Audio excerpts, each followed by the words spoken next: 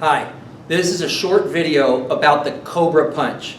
In the American Bando system, there are 9 animal systems that you could study as you reach the higher rank belts.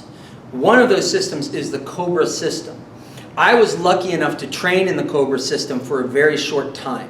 And the Cobra system is for small, fast, incredibly accurate striking of vital points, a high mobility based system. It's for people who are smaller than their opponents, perhaps lighter than their opponents, perhaps can't take as much punishment. So they have to learn to use really very specific stuff. Now the Cobra punch we're doing is what's known as a second knuckle punch, which is our middle finger, okay? And it's the knuckle here. And what we do is we extend our knuckles when we're punching. So the punch we're learning comes from up here.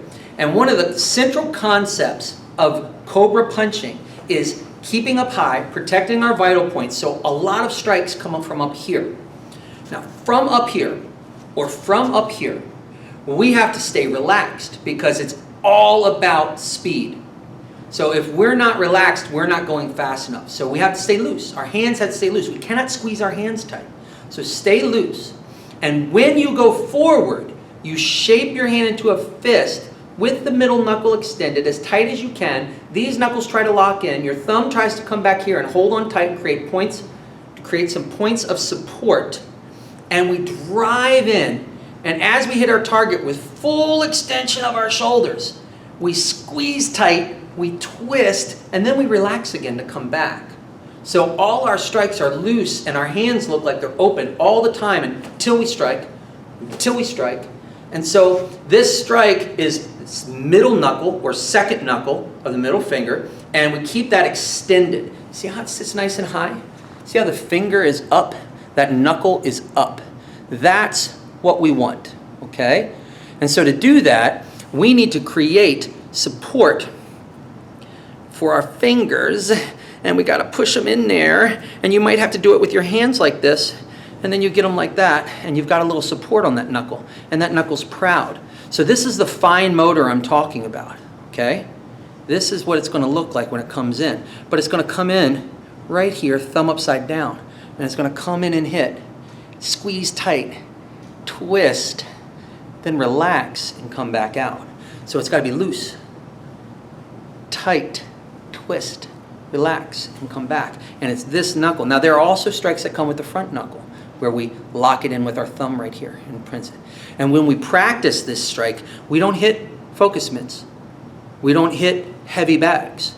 What we do is we'll drive these knuckle punches into pots full of something we call mung beans, right? It's a dry bean, and we'll twist them, and we practice the twist, and we try to go really fast and snap. And we just drive it in. And then when we start working on this, we will actually hit paper. We'll actually punch paper. And if you're punching paper with the knuckle and you're squeezing and punching inward with the knuckle and twisting properly with the knuckle, the paper will split in a triangle shape towards the corners of the edges. So if you hit the center, you should actually split the paper in a triangle. And if you don't, you know you're not tight and twist and fast enough. And if you do, you know you are squeezing and twisting at just the right moment to create a split downward like that. Okay? Now here's the problem with the Cobra. Be very, very careful about over-practicing the Cobra punch. Because it's snapping, because it's full extension, because it requires 100% commitment to speed and extension, you're going to hyperextend your elbow.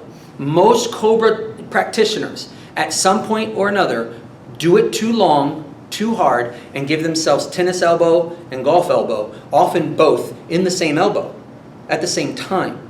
And that is not self-defense, that is not healthy. You need to make sure that you don't over-practice the Cobra punch. It's cool, it's fancy, it's sophisticated, it's really neat, it's punch number 9. Don't overdo it. Practice the fingers first. Practice being able to bring that fist out and squeeze it tight and create support for that knuckle.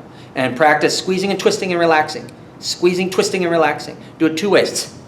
And practice your breathing. Okay? And just get used to that speed, but don't hit too many things. Don't hyperextend your elbow and destroy your elbow. Okay?